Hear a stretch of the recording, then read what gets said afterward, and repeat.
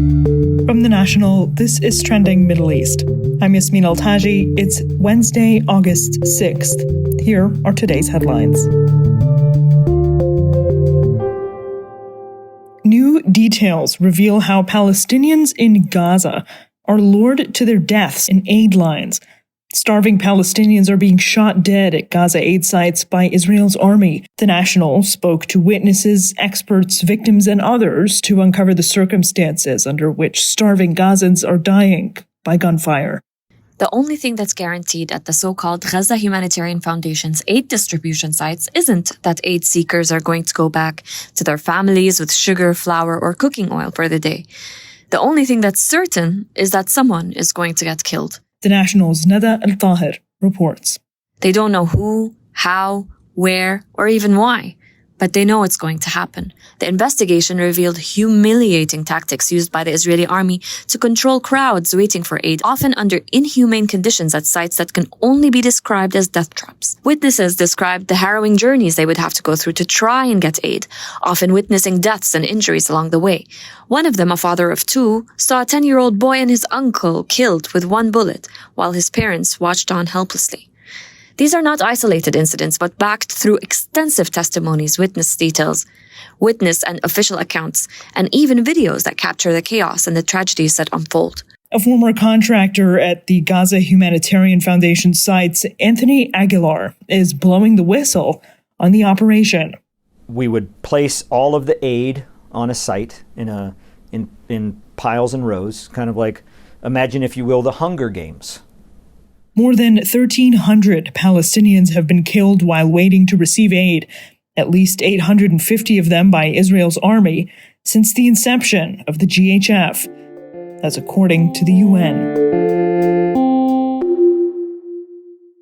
Lebanon's government failed to vote on a motion to disarm Hezbollah, but there's now a time frame for the process. It was the result of a highly anticipated cabinet meeting on Tuesday, marked by hours of tense debate. The National's Jamie Prentis was following from Beirut. Here he is with more.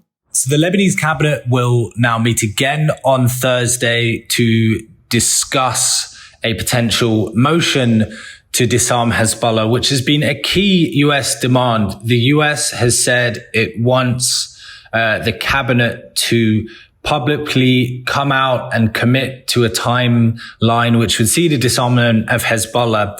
Now, there was supposed to be a cabinet session on Thursday, which would see this discussed. It was moved forward to Tuesday because of the pressure. Now that session will continue again on Thursday. It really does exemplify the chaotic nature of Lebanese politics. The high-stakes meetings are part of a U.S.-backed push for Lebanon to commit to a timeline for disarming Hezbollah. As these meetings were happening, Hezbollah's leader, Naim Qassem, made a speech rejecting any disarmament. It was one of the most defiant public stances in recent months. He essentially rejected any calls for Hezbollah to disarm. He also reiterated the group's demands for any sort of conversation about a national defense strategy.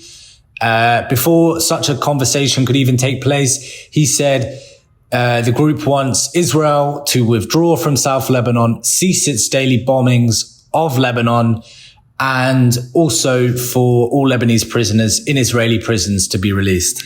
Lebanon's Prime Minister Nawaf Salam said after the session, quote, the cabinet has decided to task the army with drafting a plan to limit weapons by the end of this year, to be presented at the cabinet before the 31st of this month, unquote.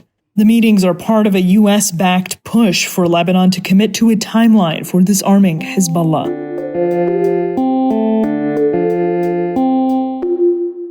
Israel is divided over reported plans for a full military occupation of Gaza.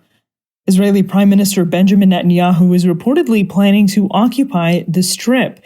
It's a move critics say would endanger hostages and push the country's armed forces to a breaking point. Netanyahu had hinted at an expanded campaign in Gaza over the last few days. This plan involves pushing troops into the estimated 25% of Gaza's territory that the Israeli military hasn't yet occupied. That's according to multiple Israeli media reports. The National's Thomas Helm reports from Jerusalem. As things currently stand, the army controls about 75% of Gaza.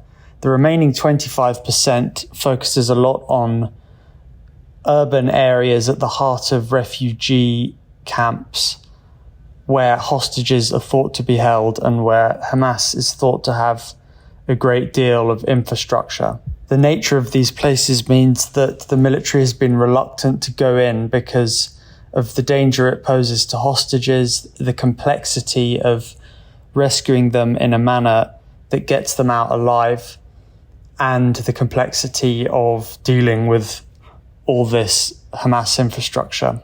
It's certainly the case that there's a great deal of unease in Israeli society and politics over this, because the fate of the hostages is by far and away one of the most important and divisive subjects in Israeli politics right now, with the vast majority of Israelis wanting the hostages to come out alive, safe above all else. There aren't any indications from Israel about what such a plan would mean for Gaza's civilians, whose lives are already blighted by rising starvation after months of an Israeli blockade.